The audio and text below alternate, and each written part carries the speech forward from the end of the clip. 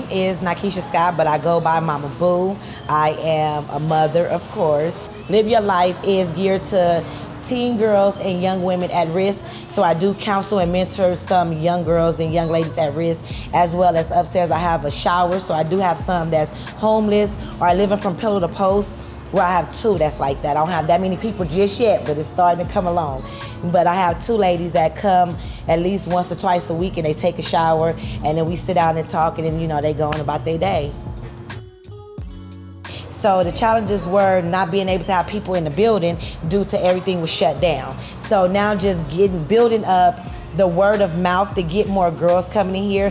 My biggest challenge that I'm looking forward to is getting a mixture of elders, women, and young women, and have maybe like once a week a cook-off, or they knitting or whatever, but to bring the elder women and the young women together, because I think that's so detached right now. It's so where the young people are so disrespectful. They're not tapped in to the roots of respect. And I think I want to get elder women, grandma type women, like, you gonna sit down right here and shut up. I need to get some of them, but then at the same time they're positive, willing to speak to the young women, because you have a lot of elders that's very negative.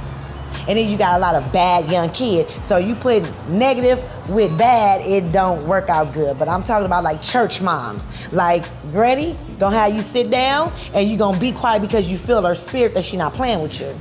And then talk to the young girls. You know, because the wisdom of the elders and then the not knowing of the young, who's better to tell you and teach you? Someone that's been there and done that has lived 80 or 70 plus years. So that's going to be one of my biggest challenges, but I'm going to get it done. I'm going to meet them up in the middle, and we're going to be in here cooking or doing something. Because I just want to be the person that needed to be there for me. Because growing up, I had a parent on drugs. My other parent was in the penitentiary forever.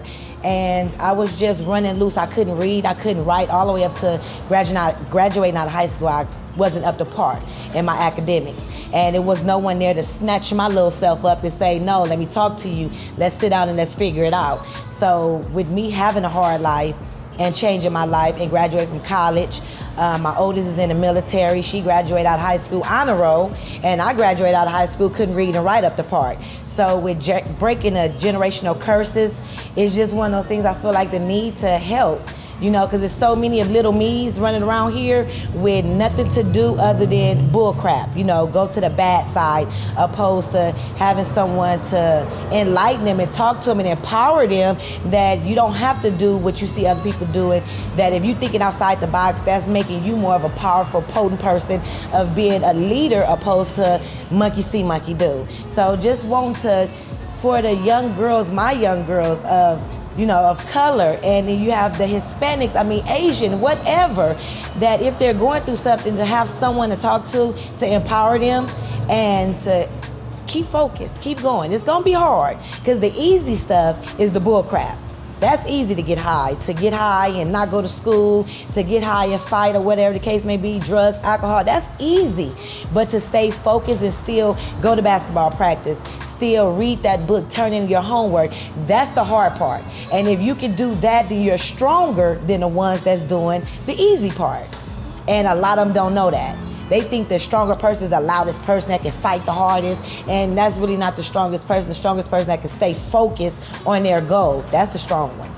Some of them come from molestation, traumatization, you know, a lot of different things, foster care, even living in a home with someone calling you stupid all day, telling you stupid. You know, that will register on a young kid, a girl or a boy, to make them feel like I ain't nobody, I ain't gonna mount to nothing, because I hear it all day. But there's people out there like me that's like, no, you do not have to grow up into what you grew out of. You can change the whole everything and be whatever you want to be, just because your family is a gang-banging family, or your family is a drug family, or your mother is in the penitentiary, your daddy and your grandma, whatever the case may be. You don't have to live like that.